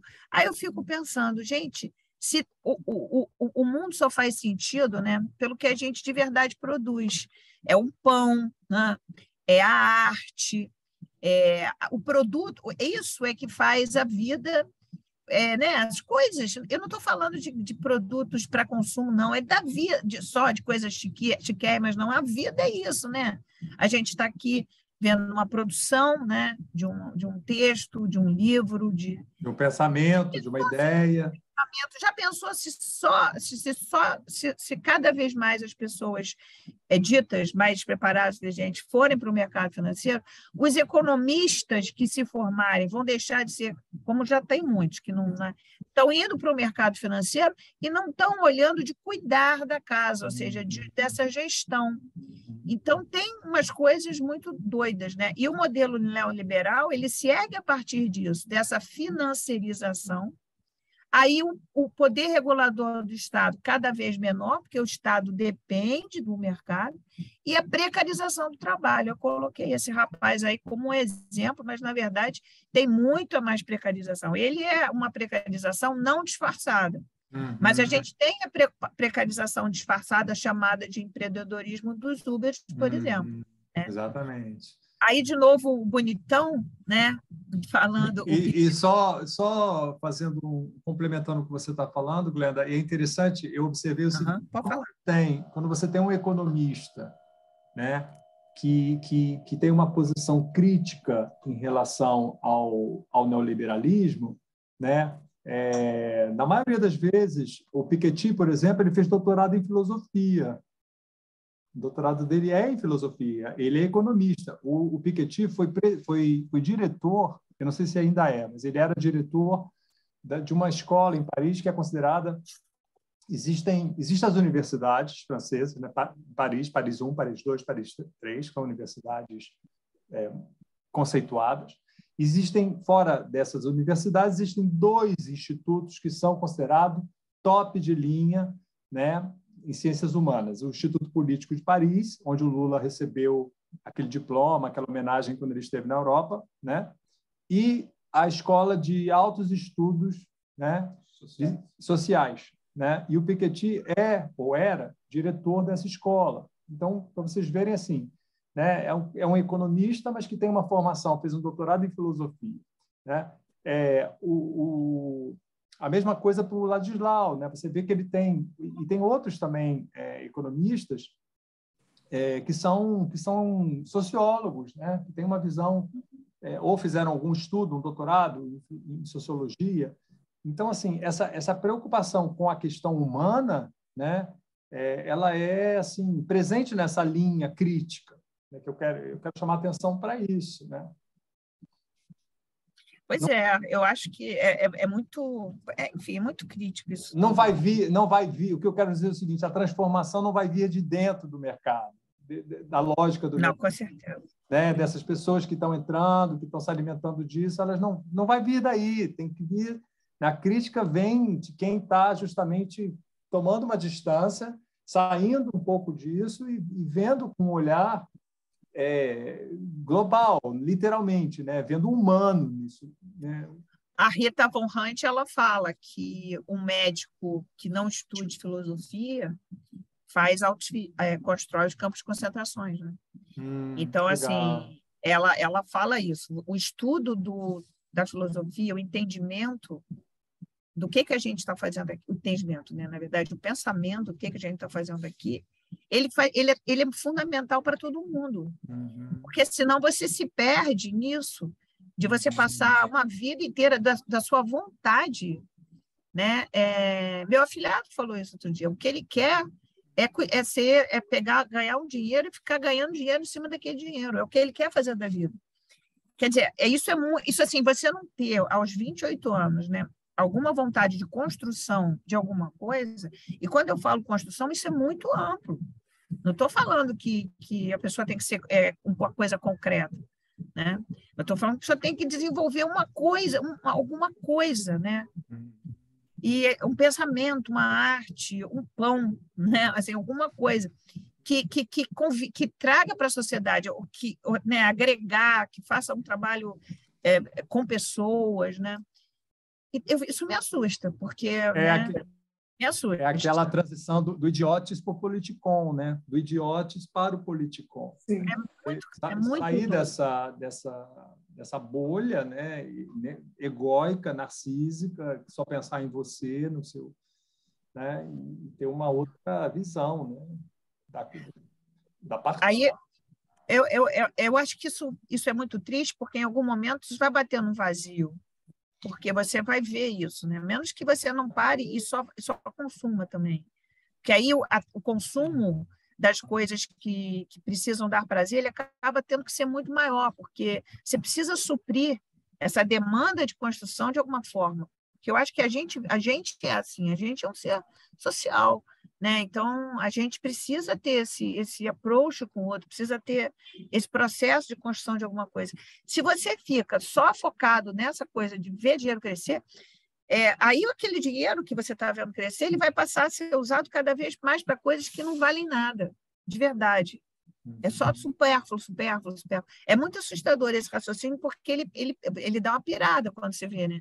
É importante que a gente tenha uma coisa, né, uma concretude de realização, né? Eu acho que o estudo da filosofia, o estudo da sociologia, ela é fundamental. Aí o Piketty fala que quando a taxa de remuneração do capital, ou seja, né, quanto que o dinheiro, né, você consegue obter com ele, ultrapassa a taxa de crescimento da produção em renda, como ocorreu, tinha muito rentismo, né, tinha muita gente ganhando de renda, os multimilionários no século XIX, e está voltando a acontecer no século XXI. Então, o capitalismo ele vai produzir automaticamente desigualdades sustentáveis. A economia global está à beira de ter mais riqueza, ou seja, as pessoas que mais ganham dinheiro, elas vivem de renda do que dinheiro ganha no trabalho, né? E o trabalho ele tem muitas funções, né? O ideal, na verdade, é que a gente tivesse agora num momento em que a distribuição tivesse tão igualitária que as pessoas podiam fazer, como a Rita Von Hunt também fala, né? Até trabalhar menos, para fazer outras coisas, usufruir mais da arte, da natureza, né? Do tempo, né? Do próprio tempo. Né? Do próprio tempo. Isso aí. Aí eu gostei dessa figura aqui, que é do Robin Hood e as Avessas, né? Que é o que está acontecendo, é que o papel regulador do Estado ele está sendo esvaziado. Quando você tira o controle do Estado completamente de algum, inclusive atividades econômicas, como, por exemplo, a geração de energia, o tratamento da água, não que não possam ser exercidas em conjunto com entes privados. Sim, claro que pode, mas tem que ter um órgão regulador, porque as pessoas não podem simplesmente ser responsáveis de fornecimento de energia e dizer, hoje eu não vou fornecer, porque está barato, né? Tem que ter uma responsabilidade. Então, a proteção hoje em dia, de acordo com Boulos, né, ela é mal vista. Qualquer tentativa de proteger a economia nacional é vista como atentado à liberdade. E ele chama a atenção que os países têm notas, têm o que eles chamam de grau de risco. E uma das coisas que atrapalha, que aumenta o risco do Brasil ou de qualquer outro país, é se você tem um governo que regule mais. Isso faz com que o país aumente o grau de risco para o investidor. Porque, por exemplo, é chegar alguém e dizer assim, não, a gente vai comprar as ações disponíveis da Petrobras porque a gente quer que a Petrobras passe a ser 100% nacional, exemplo, né, de alguma coisa. Isso aí é uma coisa que, para quem está investindo, é um risco. Então, se muda para governo mais estatizante, isso gera aumenta o risco. É por isso que se fala nisso, né? O mercado se assusta com um governo mais regulador. E aí, mais uma vez... E aí a imposição dos mercados também é de taxa. Não, eu ia dizer que, mais uma vez, a necessidade de um olhar questionador, problematizador, né? Risco para quem? Em favor de quem? Contra quem? Né? Porque o próprio daqueles 1% e 10%. Exatamente, o próprio enunciado, né? Agência de risco, são as agências que pontuam, que dão notas, eles constroem os gráficos e colocam. Aí você fala assim, não, o risco Brasil é muito alto. Muito alto para quem? Você tem um governo que protege mais a legislação trabalhista, por exemplo, né? Então, assim, aí o jornal coloca aquilo, o jornal, que é uma empresa corporativista. Hã? Boa noite, boa noite. Salve, Soraya, que bom que Boa noite. Os jornais corporativos, a imprensa corporativa, que é um instrumento de difusão da ideologia hegemônica, dessa ideologia neoliberal, coloca desse tamanho a manchete: risco Brasil aumenta, né? Lula vai, sei lá, com a eleição de novo, risco Brasil aumenta. Aí as pessoas, ai meu Deus, risco Brasil aumenta, parece uma coisa ruim, mas esse risco aumenta para quem, em favor de quem, contra quem, né? Daí isso aí. Da problematização. Cláudio, é como, assim, né, numa questão mais prática agora, né? Que é isso, diminuiu, a gasolina diminuiu, mas o supermercado continua alto. Então, diminuiu e favoreceu a quem? Exatamente. Porque não chegou no consumidor, né? Que não depende do transporte público. E aí? O transporte público não depende de gasolina, né? Aí. E diminuiu depois de ter aumentado. Isso, pois é. Então, assim, não é uma diminuição, na verdade. Uhum.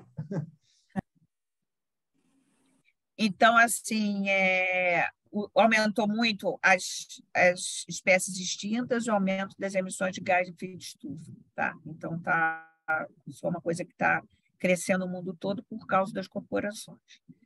E sobre a precarização do trabalho, né, eu coloquei ali uma foto do rapaz do iFood, que eu podia ter tirado aqui da minha janela, porque na General Osório, que é uma praça, né, que tem lugarzinho para eles sentarem, fica um monte desses rapazes comendo, né, quentinhas que eles trazem de casa ou que eles compram por ali de outras pessoas precarizadas também. Eles têm que comprar, eles têm que ser responsáveis pela bicicleta, eles têm que ser responsáveis pelo isopor, eles não ganham nada, não têm direito nenhum.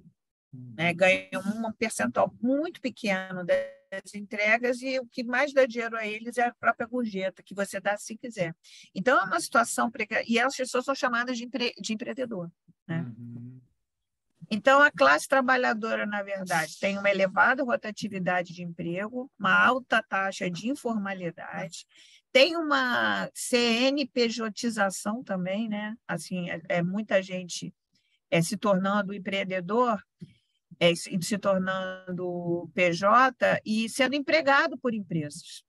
As empresas contratam PJs, porque assim elas não têm que pagar os direitos todos da pessoa. Né? Está cada vez mais raro você ver um emprego CLT. As pessoas mesmo falam isso. Não é CLT, não é pessoa PJ. Que acaba fazendo essa diversificação das formas de trabalho por conta própria. Às vezes não é por conta própria coisa nenhuma. Você é uma CNPJ, você trabalha para uma empresa como CNPJ. As altas taxas de desemprego funcionaram como fator de redução do salário, enfraquecimento dos sindicatos. O bico virou o plano de carreira da inflação. E a uberização e o próprio a iFoodização também, né, é uma aliança perversa com a tecnologia, porque a tecnologia podia estar sendo usada para outras coisas, né? Mas a gente também vê o uso dessa uberização, que acaba isso, né? O cara também tem o próprio carro, o próprio risco, né? O próprio combustível, ele não tem nada, né? E, enfim, é bastante complicado. E existe gente ganhando uma fortuna em cima, né? Existem todas as pessoas da gestão dessas empresas ganhando muito dinheiro. E eles têm, porque eles têm a tecnologia. A devastação neoliberal é o passaporte para a nova extrema-direita. Então, assim, o Boulos chama atenção, né? Eu coloquei a Le Pen, coloquei o Coisa Ruim e o Super Coisa Ruim também, e eu não conhecia esse líder da extrema-direita alemã, então eu coloquei o nome dele, Alexander Gauland, porque eu queria uma foto com os 3, só consegui desses 4. São exemplos, né, de pessoas que de vez em quando se insurgem, e uma das coisas que eles falam, o Trump é um, a Le Pen também sei que fala. Os latinos, por exemplo, o Trump fala que os latinos não, ele culpa os latinos e não a desindustrialização em relação à perda de empregos em Detroit. Então, ele diz que o americano perdeu o emprego porque entrou o imigrante. Na Europa, né, são os árabes que acabam sendo muito criticados, os africanos que acabam indo muito para a Europa, né, e que, com isso, tirariam o emprego do povo europeu. Existe essa mentira, na verdade, né? E aí agora também tem a culpa da China. A China acaba sendo a culpa, na verdade, não é que a China não é culpada, né? Mas eles também culpam a China. Então, o que acontece? Incidentes diplomáticos diversos no Brasil, por exemplo, no governo Trump também, provocando a China. A China, embora seja um governo autoritário lá, do jeito deles, ele está promovendo o crescimento de uma maneira muito menos desigual. Ele está levando a população toda junto. E quando ele vai fazer qualquer tipo de investimento fora, ele faz o investimento, e a intenção, com certeza, é aumentar o mercado de consumo, mas ele faz um investimento em infraestrutura. Eu até depois tenho até uma dica de um vídeo para mostrar, que foi lá que eu vi no Eduardo Moreira, eu vi no jornal do Eduardo Moreira, mas depois fizeram um corte, de mostrar como que a China chega nos países da África, por exemplo, e ela promove, ela empresta dinheiro sem juros, praticamente, para promover um monte de coisa, porque ela quer aquele mercado depois. Então, e ela faz o que ela fez lá, ela promoveu esse mercado, colocando todo mundo no outro nível. Ela é um país que tinha uma fome horrorosa, gente que não acaba mais, e eles elevaram demais a qualidade de vida das pessoas. E é isso, né? Acaba sendo também muito criticado, porque tem também lá suas questões e é um trator, né? Então, eles também acabam... Essa devastação neoliberal acaba sendo um passaporte para a extrema-direita. Aí o Boulos, né, ele conclui o capítulo, né, dizendo que a ascensão do B, eu não tive coragem de escrever o nome, embora tenha relação direta com a piora das condições econômicas, está mais associadas a outra razão, ao questionamento da classe política, à crise de representação democrática e explosão do sentimento de antipolítica, que foi muito bem construído, né? Assim, é um absurdo, mas foi, né?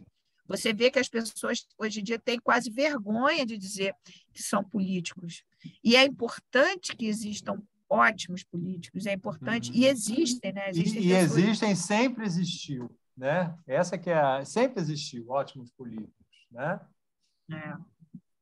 Porque é uma coisa muito assustadora isso aí. Eu gostei muito do capítulo, ele é difícil, né? Mas ele faz com que a gente entenda muita coisa e como está falando do que a gente está vivendo, né? É muito assustador. A gente está vendo que isso é um processo de construção. São anos construindo isso e está vingando. Então, ainda bem que tem, né? Aí a gente vê os filósofos, os economistas filósofos falando. Só para lembrar, a Glenda falou sobre o CNPJ, né? Isso tem acontecido realmente de forma generalizada. Eu tenho um afilhado que acabou de fazer a faculdade, né, da medicina, terminou a residência, então os primeiros empregos dele em instituição privada, ele teve que abrir um CNPJ. os hospitais não contratam mais médico pela CLT. É todo mundo CNPJ. Não tem mais funcionário. Os médicos também, gente. Também. Porque médico é uma classe alta de trabalhador, né? Uma pessoa formadíssima. Eu não sabia que Não tem médico mais também. CLT. Também. Não tem mais CLT, só PJ. É precarização mesmo, até mesmo de quem tem poder de barganha, né? Porque o médico tem. Fica mais fácil, não paga os impostos, taxas. Mas tem poder, Glenda, aquele que também já está há algum tempo no mercado. Quem está começando agora está sem esse poder, por isso que eles também se aproveitam. Daqui a pouco esses médicos não vão querer mais. Eles conseguem estabilização da profissão, fama, não vai aceitar. Então vai ficar sempre para o recém-formado, né? Não, eles sempre vão ter mercado. Sempre vai ter. Mas infelizmente a gente está nessa luta. Eu tenho alguns amigos que são CNPJ ainda dentro de carreiras, dentro de empresa. E já acho até comum. E aí eu sempre falo assim, você está fazendo, né, uma previdência, você está pagando sua previdência fora, você está fazendo alguma forma de... Porque você não tem direito nenhum, né? Se você ficar doente, você não vai receber, porque você tem que entregar, você tem que fazer uma nota fiscal. Então, né, uma coisa bem... Não, e paga muito pouquinho, assim. Isso eu estou falando da classe médica, mas eles não atendem, eles não recebem por produtividade. Já as outras categorias, não. Então, assim, eu conheço profissionais da área da saúde direto, então as fonos, que são obrigadas a abrir também CNPJ, elas têm que receber por produtividade. Então, ela tem que atender em tempo recorde lá, sei lá, 20 pacientes num dia para receber um pouquinho para poder também arcar com os custos de ter um CNPJ. Bater a então, meta. É uma coisa de louco. E a CNPJ tem os custos. Não é o paciente, paciente, é um número ali.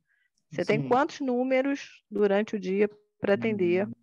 Isso vai ser muito ruim para a Previdência também, para a Previdência pública, porque no Brasil, a Previdência, você não tem uma conta sua, né? Você tem a conta da Previdência e aí as pessoas que estão contribuindo estão pagando para as pessoas que estão usando, e assim vai, né? O dinheiro é assim. E se menos gente for pagar a Previdência, né? Menos a gente vai ter. Mas, enfim, mas as pessoas continuam podendo pagar como autônomos. Mas é assim, uma coisa surreal. E é muito real. E é muito perto da gente, né? É muito perto da gente. Para o pessoal mais simples, abriu a figura do MEI, né? Que é fácil de tirar e que é isso. O microempreendedor individual é você que trabalha, né? Contrata os cozinheiros do seu restaurante. Agora, é interessante, né, que esse do meio, quando está fazendo um trabalho voluntário numa associação Asplande, e aí eu entrevistei algumas empreendedoras e tal, aí uma delas, eu perguntei, você tem um MEI? Ela, não, porque eu recebo o Auxílio Brasil, se eu fizer o MEI, eu perco, então é mais vantajoso continuar sem o MEI, né? Que seria alguma coisa que poderia dar para ela uma certa segurança, mas, às vezes, como a venda do artesanato não é aquela coisa certinha, né? Então, aí continua, fica na atividade. Mas sabe o que é assustador? Que essa ideia do empreendedorismo, ela acaba captando, né, cooptando muita gente, sedutor, porque a gente vê a influência das igrejas, e as igrejas, elas tendem a mostrar para os fiéis que essa pessoa, por exemplo, que eu estava ouvindo, inclusive, a fala do pastor, né, Henrique Vieira, falando sobre isso, que a gente precisa compreender essas pessoas que chegam na igreja e falam assim, imagina a pessoa que não tem nada. Aí conseguiu uma coisinha, né? Então agora ele conseguiu abrir um MEI, ele se acha um empreendedor, ele está sendo explorado, mas ele não tinha nada. Aí o pastor está lá incentivando, olha, tá vendo? Você está conseguindo por mérito, é mérito, ele trabalha o dia inteiro para conseguir uma coisinha, mas ele está achando que ele está na frente de muita gente, porque aquele que está recebendo bolsa, por exemplo, é o que não quer nada, ele é aquele que trabalha. Então, essa ideia da meritocracia está caindo muito bem para algumas pessoas. Eles se acham, ainda mais o nome empreendedorismo, né? Soraya, essas igrejas, né, neopentecostais, elas trabalham muito nesse eixo do voluntarismo. Se você quer batalhar, você vai conseguir. Então, eles usam muito as palavras vitória. Uhum. Eu recebo, às vezes, de manhã, naqueles bom dia, né, que a gente manda no WhatsApp. Eu tenho uma galerinha... A gente recebe, a gente não... mas, enfim, que se manda, né? Alguns conhecidos meus evangélicos, né, mandam assim: hoje é um dia de vitória. Assim, sempre é esse apelo à vitória, né? E a vitória sempre o sujeito existe ele é uma interseção, né? Existe assim uma força que ele atribui a Deus e que faz com que ele seja um instrumento da vitória, mas ele precisa correr atrás, ele precisa se esforçar, ele precisa ralar, porque aí ele merece aquela graça, aquela intercessão, né? Primeiro tema. E você falou da meritocracia. Isso cola muito com essa ideologia da meritocracia, né? Porque é a ideia de que se você correr atrás, você vai conseguir. E eu justamente eu não conhecia esse economista chamado, não sei se vocês conhecem, o Joseph Stiglitz. Alguém já ouviu falar? Ele é um economista estadunidense, ele foi Nobel também em economia em 2001, e ele é um crítico contundente, né, desses fundamentalistas neoliberais, né?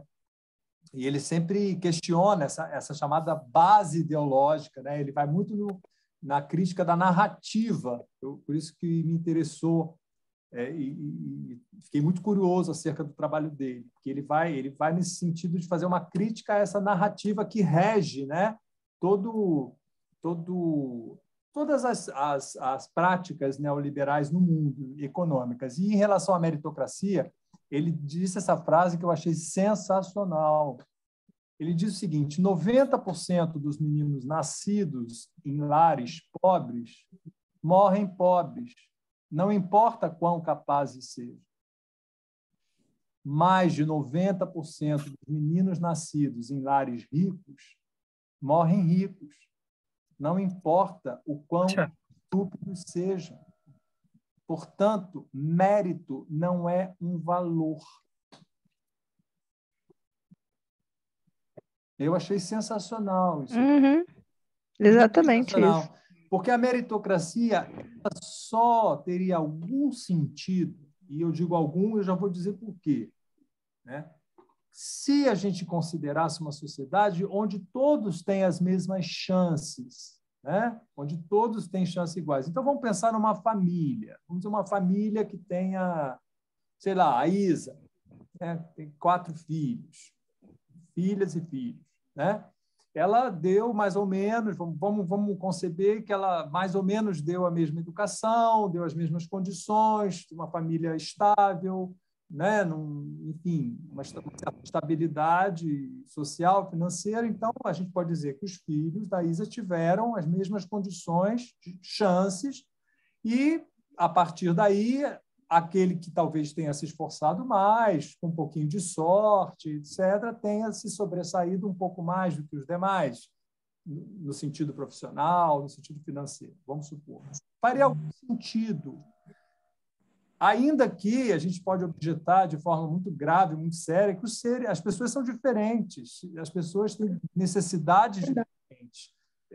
Tem pessoas que são mais altas, mais baixas, tem pessoas que são mais atentas, outras menos atentas, tem pessoas que têm problemas de atenção, de concentração, enfim, emocionais. Então, assim, cada um, né, a diferença entre igualdade e equidade, né? Você pode dar chances iguais, mas mesmo assim você não está sendo equitável, porque você tem que, né,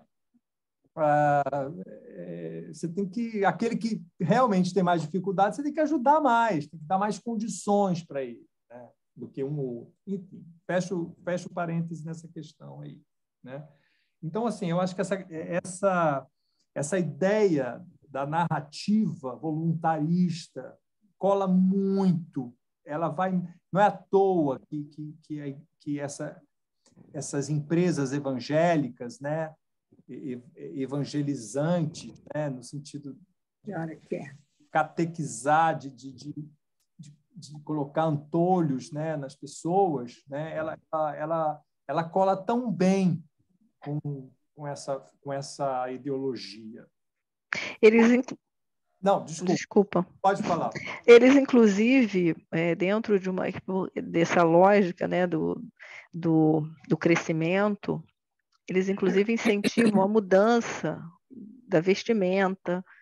Então, eles passam tem que se vestir melhor, as mulheres têm que se maquiar, os homens também têm que andar bem vestidos, terno, porque a roupa ela está demonstrando que você mudou o patamar.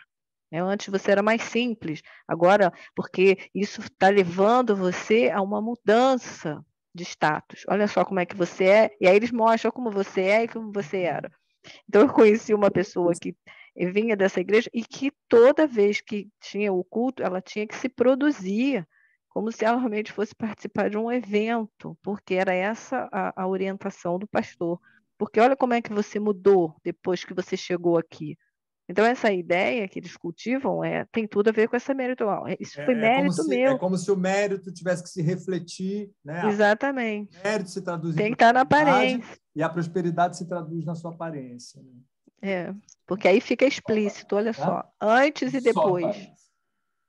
Fala. Eu estou dizendo que, na verdade, é só aparência, né?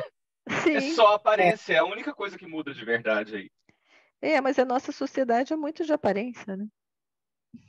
Eu vejo assim como meritocracia. Você tá indo. Como meritocracia, a moça que trabalha aqui comigo. Uma pessoa assim que ela mudou muito há uns 3 anos para cá. Ela só queria saber de academia, não sei o quê, mas aí mudou e tal. E aí ela começou, quando eu entrava aqui na cozinha, ela estava escutando aula de financeira, de gestão financeira. Eu falava assim, cara, você tem que escutar isso, eu não tenho, mas ela escutava. Aí eu dei o livro do Eduardo Moreira para ela. Aí ela lê o livro e ela faz curso disso, fica fazendo, né? Então ela está começando a vender docinhos nos dias de folga dela aqui. Então ela já vai, assim, ela fez, não, eu tenho que valorizar ali o que eu estou fazendo, e vai fazendo.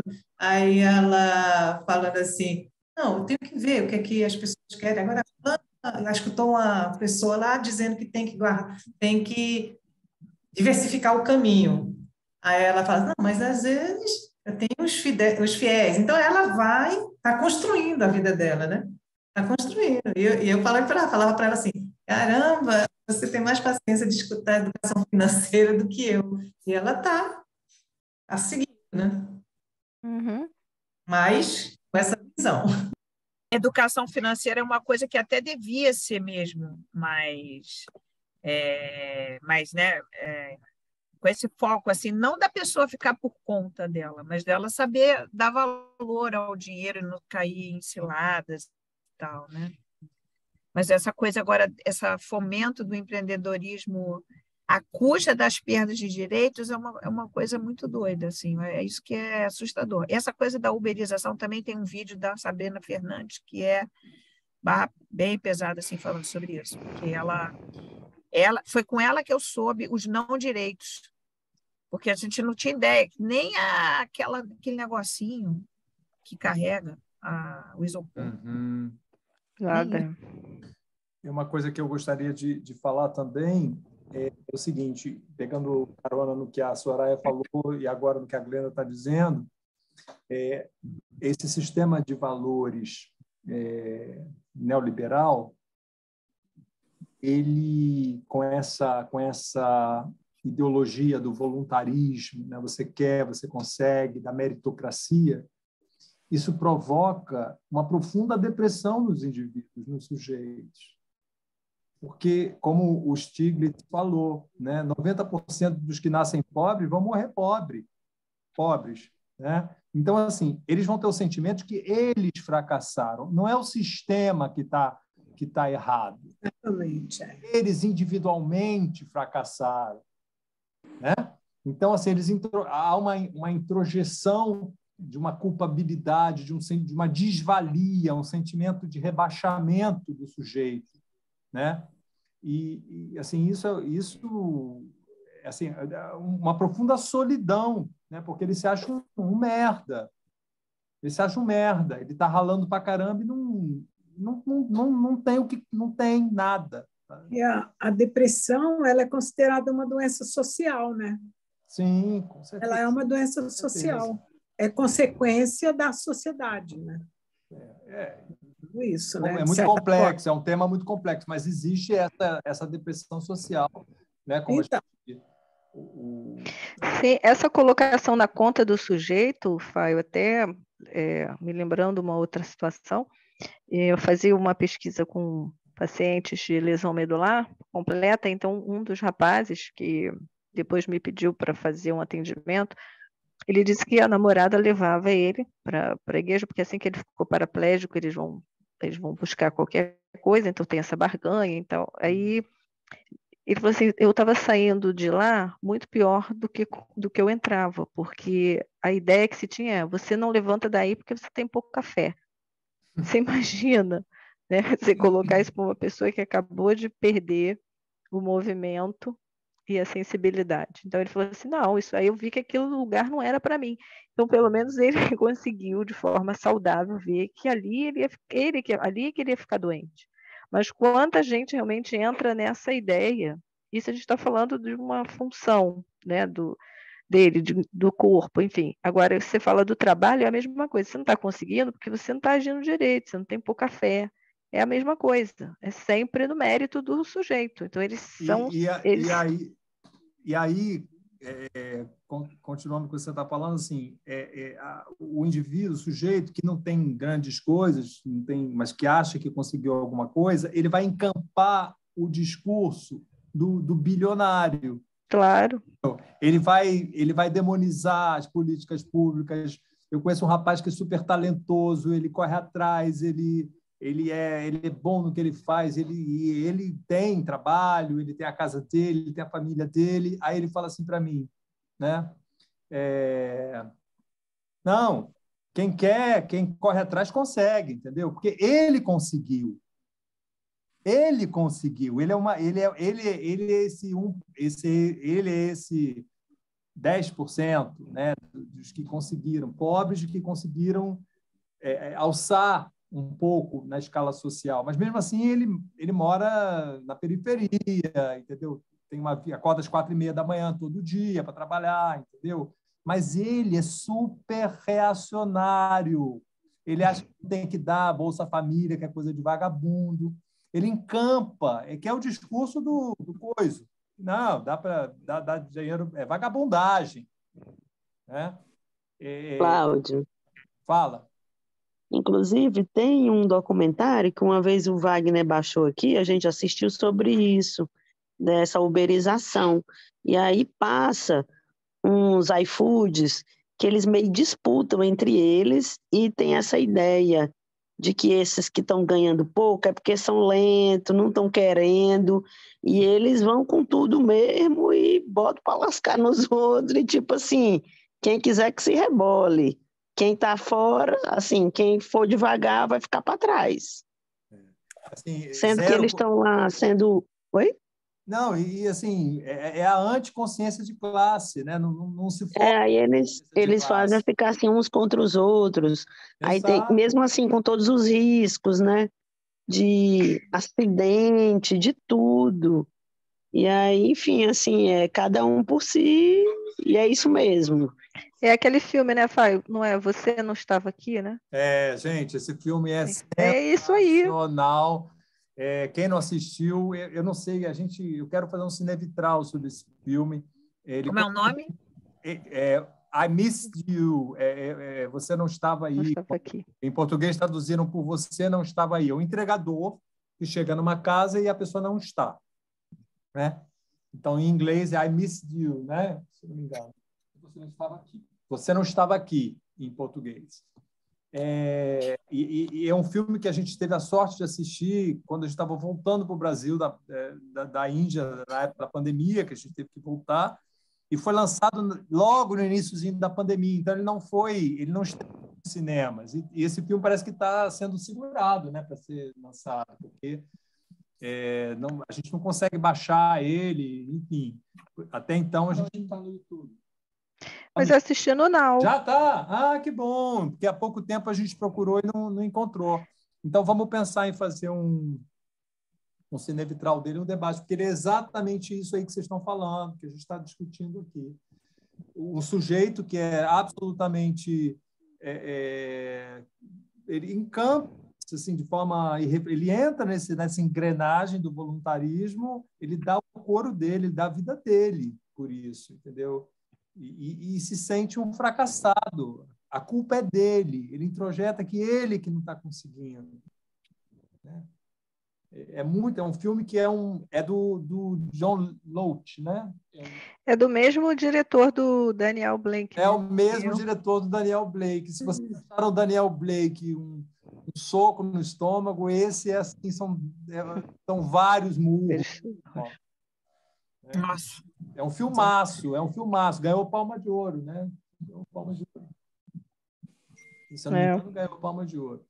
Desesperador, aliás. É um filme que você fica... Né? A propósito, eu queria propor a vocês, para a semana que vem, a gente pode combinar a data, pode ser na quinta-feira ou no final de semana, fazer um cinevitral com esse documentário que eu mencionei aqui, chamado O Capital no Século XXI, que é um documentário feito baseado, né, nessa obra do Piketty, que foi eu não sabia, eu sinceramente confesso, eu nunca ouvi falar nele. O Márcio já conhecia ele de nome, né, pelo menos, né, Márcio? Você já tinha ouvido falar no Thomas Piketty? Então, o livro dele saiu em 2013, não é isso? 2013. E foi um best-seller mundial, o livro dele. E parece que tudo começou parece que o Financial Times parece que fez uma resenha muito negativa sobre o livro, não foi isso? Muito negativa, e acabou fazendo uma propaganda para o livro dele estrondosa. Então, ele ganhou, assim, ele foi best-seller mundial, o livro dele. Eu não sabia disso. Então, a gente pode fazer esse cinevitral na semana que vem, porque uma coisa que ele fala, uma das teses dele, que vem assim de forma muito forte nesse livro, e o documentário fala de forma muito ilustrativa, porque ele é muito culto, o Piketty. Ele tem uma cultura literária, histórica muito boa, muito sólida, né? Então, ele diz o seguinte, que essa concentração, quando a Glenda falou, quando o rendimento do capital ele ultrapassa o rendimento do trabalho, a renda gerada pelo trabalho, isso é muito perigoso, porque a concentração de renda, as pessoas passam a preferir investir, né? Isso que a Glenda falou, nas finanças, né? No mercado financeiro, e o dinheiro começa a render sozinho, por si próprio, né? E a concentração do capital vai aumentando cada vez mais e a atividade produtiva vai sendo progressivamente desmantelada, gerando desemprego, fome, miséria, isso que a gente está vivendo na contemporaneidade. Pois bem, ele diz o seguinte, o mundo do século XXI, se continuar nesse ritmo, ele vai se assemelhar muito ao mundo do século XIX, a sociedade aristocrática, que você tinha o quê? Você tinha um proprietário que concentrava a riqueza em termos de terra, né? Não tinha dinheiro, era terra.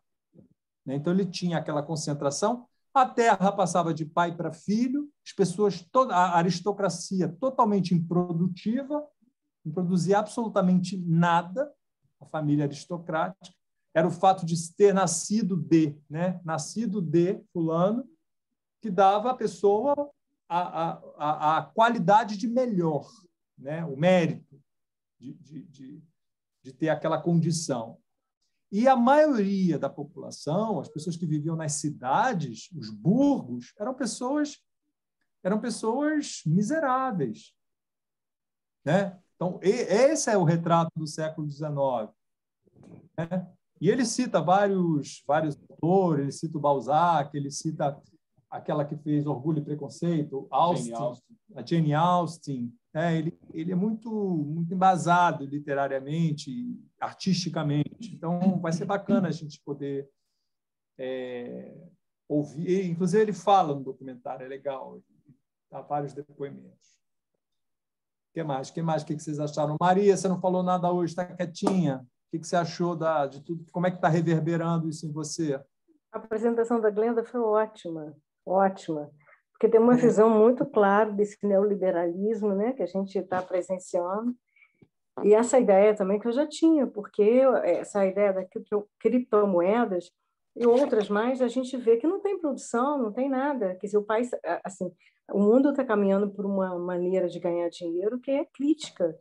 Não existe produção, né? Então, isso aí é muito preocupante, entendeu?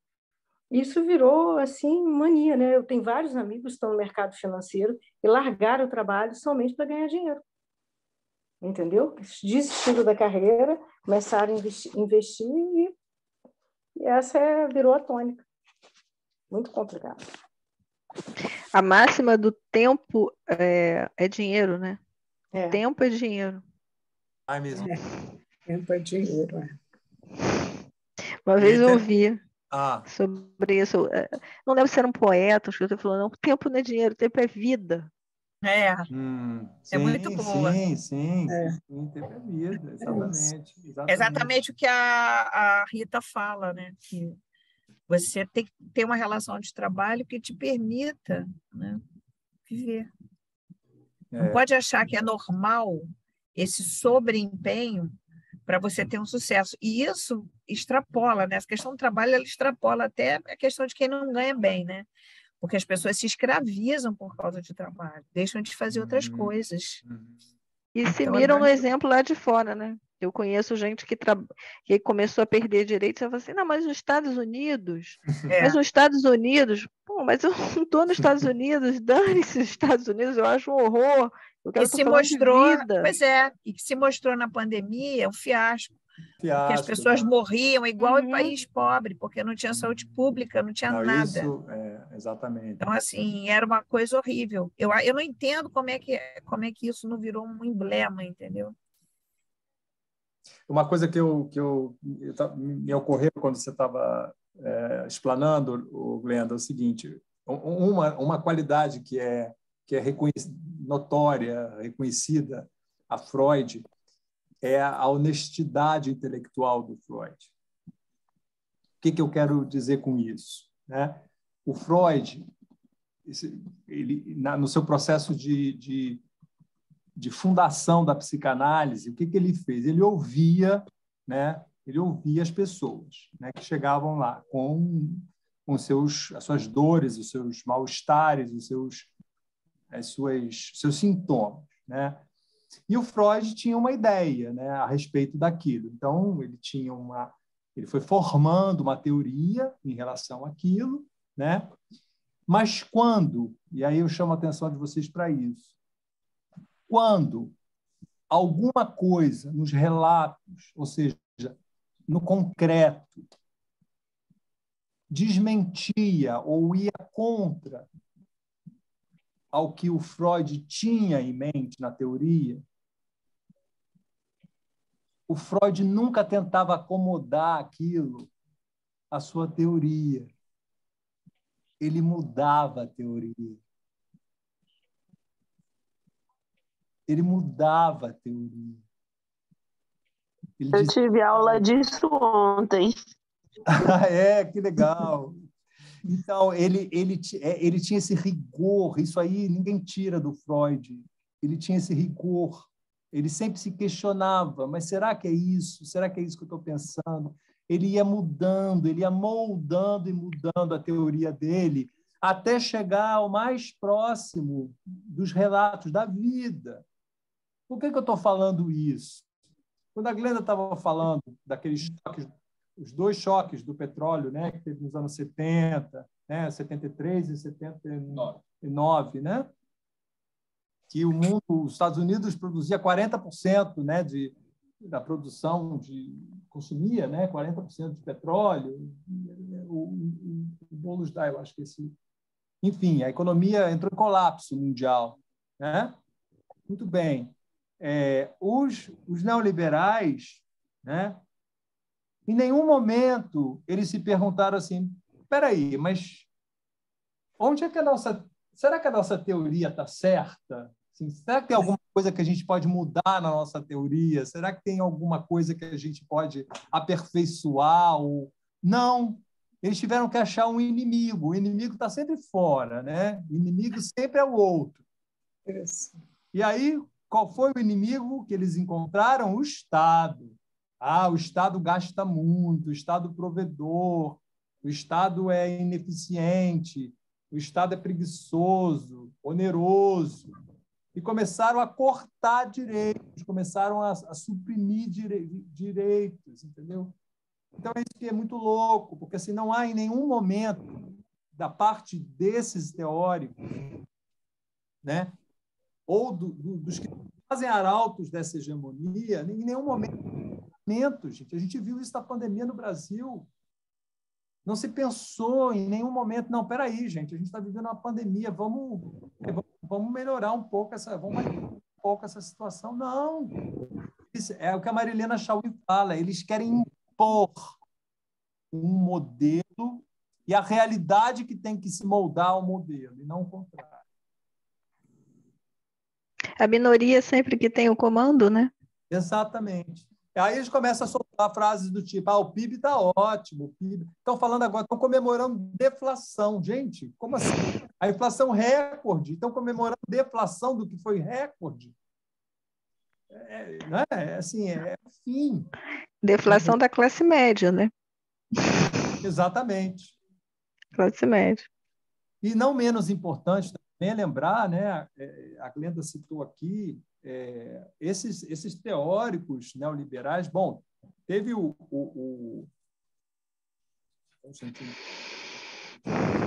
as datas, né? Teve o Kuznets, né, que fez o autor dessa curva de Kuznets, né? Deixa eu pegar ele lá em cima. Né? Teve o Kuznets, que fez essa curva. Teve esse Friedrich Hayek, que é um austríaco. Esse ganhou o Nobel em 74. Né? O Kuznets ganhou em 71. Então, olha só, em 71 teve um neoliberal que ganhou o Nobel. Em 74 teve o austríaco. Né? E logo depois, em 76, teve o Friedman, o tal professor do Chicago Boys. Vocês lembram? Né? Ele deu aula há mais de 30 anos no Departamento de Economia da Universidade de Chicago, que era o modelo da ortodoxia liberal. A Glenda falou que ele foi conselheiro, guru, né, de vários líderes importantes, né, do Reagan, do Bush, do Nixon, da Thatcher, né? Então, do Pinochet, né? Da ditadura. A ditadura do Pinochet foi totalmente alicerçada, né, pelo modelo neoliberal. Então, vamos pensar o seguinte, né, de 71 a 76, em 5 anos, foram 3 laureados pelo Prêmio Nobel, chancelados, assim, olha, vocês ganharam o Prêmio Nobel de Economia, olha que maravilha. Não é pouca coisa, gente. Vamos pensar, né?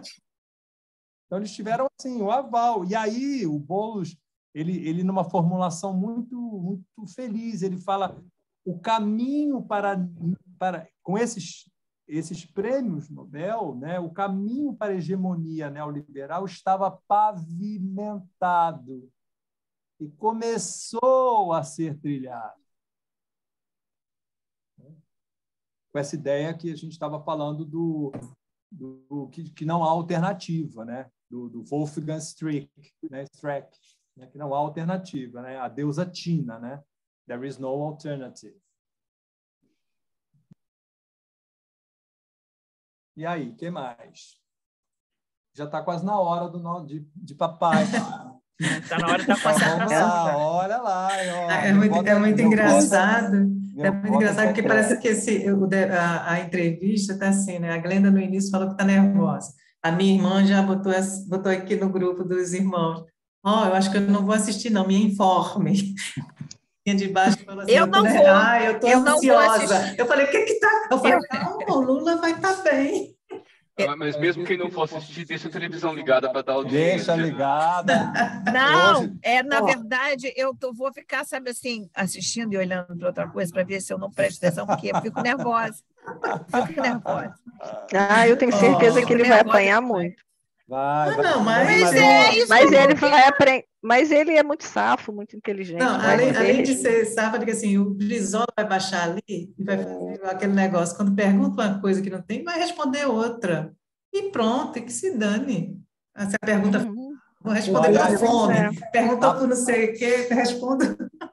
A propósito, o Rui Castro escreveu um texto primoroso hoje sobre o entrevistador deve ter olhar de poker, alguma coisa assim. Eu não li, não, está aqui. E o olhar de poker é primoroso.